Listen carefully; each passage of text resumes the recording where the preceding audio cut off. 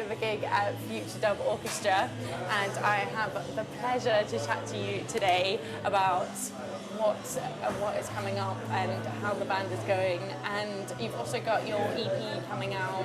There's the Ceasefire one coming out. That's right.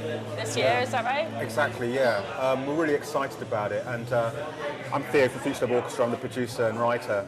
And we were in filming last night, so we've had a really hectic schedule.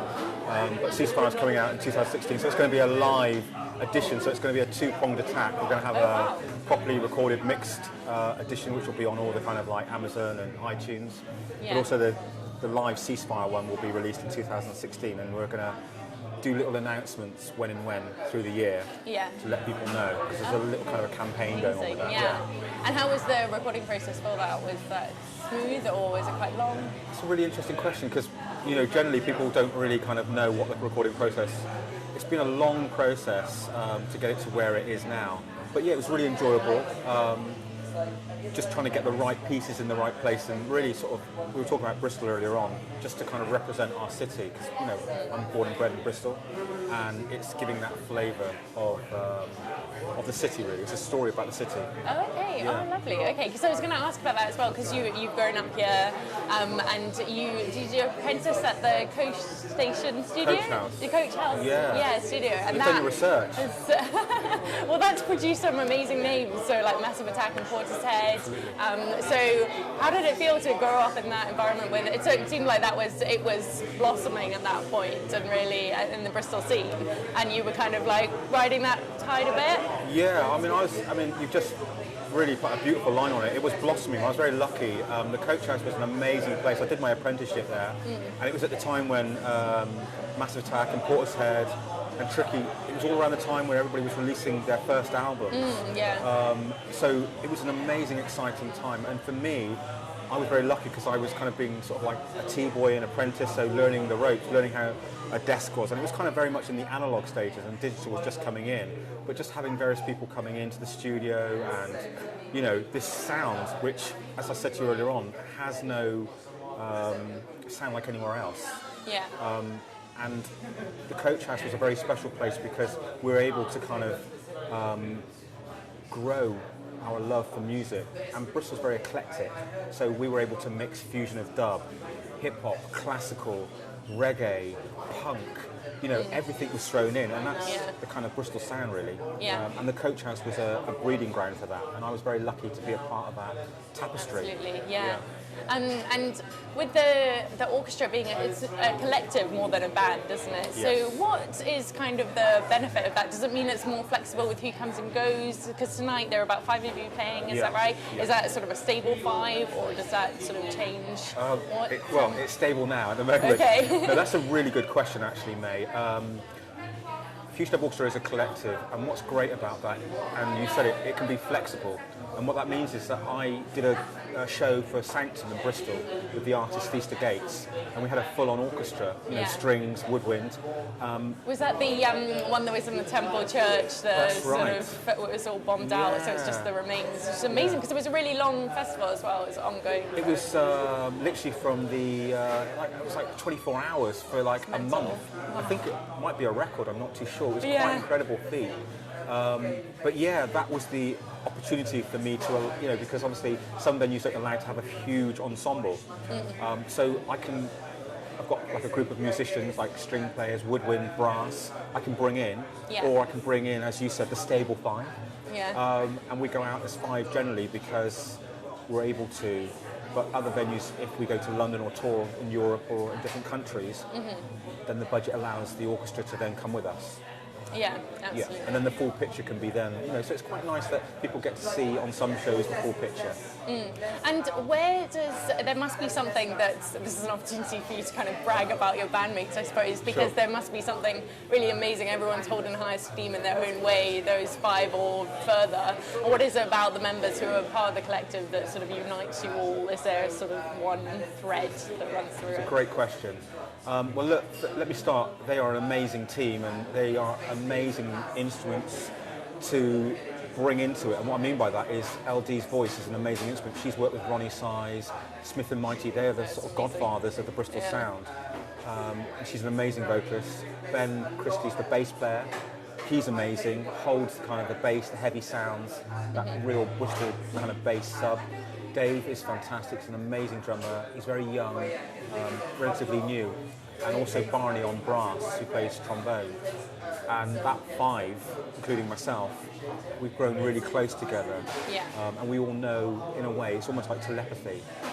And we're able to kind of just, when we get together, it's like it was literally that moment in time. Magic. It's always magic, yeah.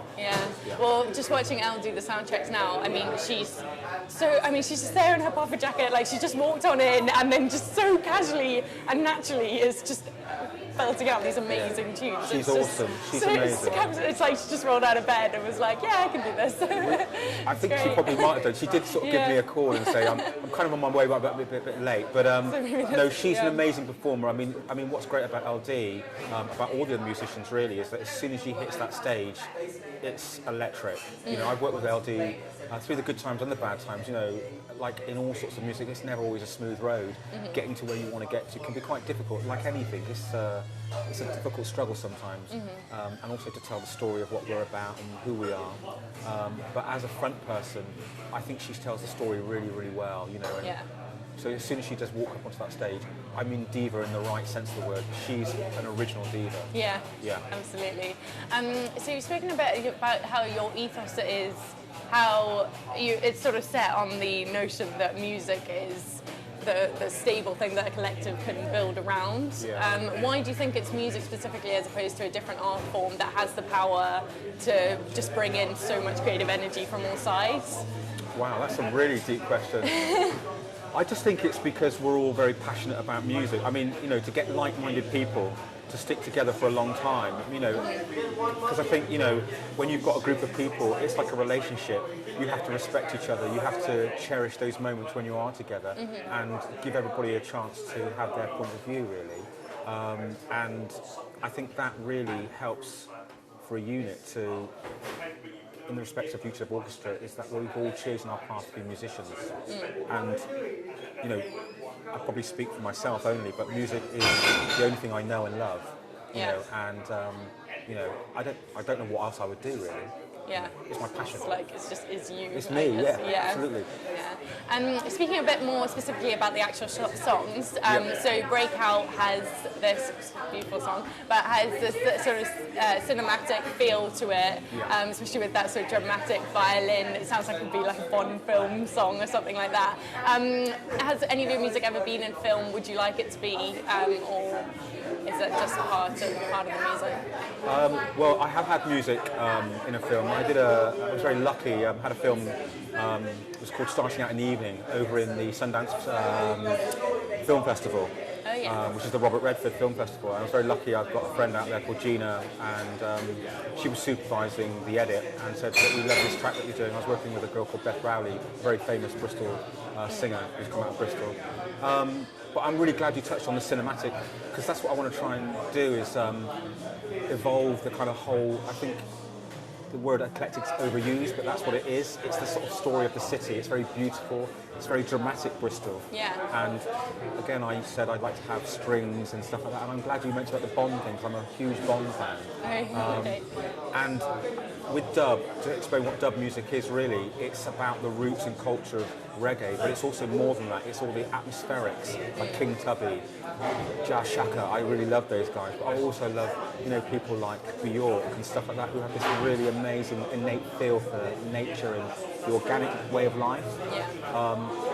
So for Future of Orchestra is to embrace everything, not be afraid. You know, music's lovely, so enjoy it, embrace it. Absolutely. I was going to ask you about that actually, because on one of the other songs you said it starts very much like just a classical composition, and then of course you get the dub coming into that. And I was going to ask what you thought the benefits to that was, if you had to defend yourself to sort of a classical composer. But I suppose that's exactly what it is. It's the culture coming into it. And that's a really good question, because I didn't come from a classical background.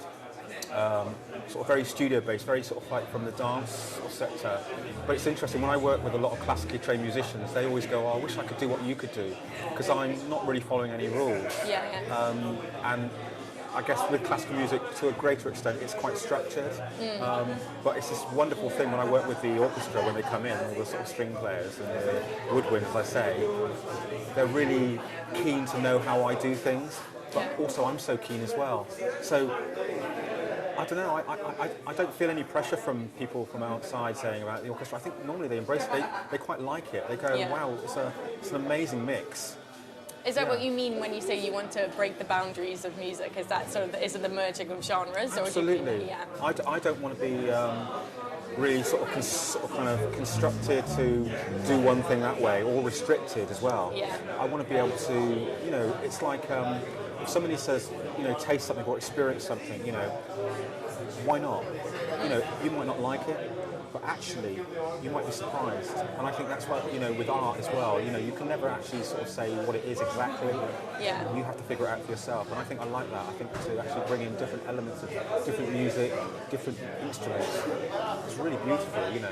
I'm not afraid. I can't remember who said that, but someone was saying, oh, if you can describe art, then there's no point in the art existing, because it should be something that's sort of indescribable. So yeah, that's it makes a lot of sense. But when it comes to the lyrics, is it who writes them? Is it you who write them, or is it Elle Dee, or is it a combination of? It's basically mostly myself, but also Elle Dee and I co-write on songs as well. Okay. So I will normally come up with the melody and the choruses, and then it really depends actually, May, if I get sort of writer's block, which happens quite a lot. I get periods of real kind of flourishing of writing, and then I'll get sort of real pauses.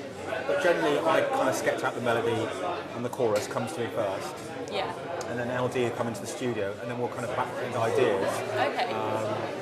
And it just fuses together. I suppose that helps so much as well. It's like if one of you is having a bit of a block, then the other one kind of helps you out, and it just like keeps it rolling a lot better. I mean, that happens quite a lot. You know, I'll be struggling for like, I'll get like a first verse and a chorus, and I'll be struggling on the sort of possibly the third and fourth verse. And that's what's great. We can bounce ideas around. Yeah. So with lyrics, because some of them are quite personal, so with Future Dub and Why Do We Run, so some of the lines in there, they almost sound like life lessons, and don't try, just do. I feel like that's almost like a motivational lesson to like live by. Does that come from you, and is that something that you live by? Well, I was very lucky because I worked as a collective. I was working with another vocalist at the time, and what's great is people come in and come and go. And when I was working with the vocalist I worked with before, coming through the structure of the song and stuff like that, what was great is that I try to also, even though I write a lot of songs, I also express that everybody has emotions. And when I was working with a singer, it was just fantastic that she was able to embody these beautiful lyrics. Yeah. And it was really interesting because I was listening back to them, and I think they're almost kind of, it's almost like a mantra. When you listen back to it, if you're into the sound of Future Dub Orchestra, and then you listen to it, sometimes you can just drift away and put the music on. And that particular line which you mentioned, which I'm glad you obviously listened to the track, that really caught me as well. Yeah. And when you write, it depends what kind of mood and emotion you're at.